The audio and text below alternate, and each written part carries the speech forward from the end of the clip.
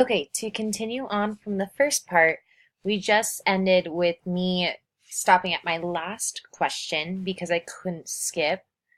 So I'm going to answer my question real quick. Submit. Great.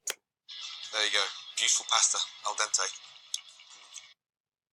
Perfect. Now that I'm done, I can see that I submitted my things and stuff, and as a teacher, then I can go back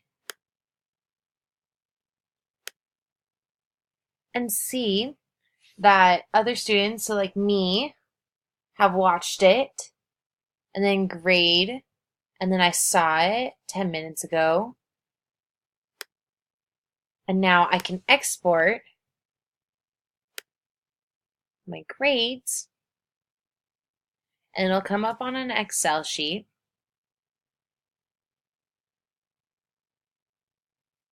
And it'll say all the information that I need, and as more students go on, it'll fill up the whole screen so that I can see where my students are at and what I need to change for future references and what I need to go over in class on Monday since it's due on Saturday. And there you go. That is my EdPuzzle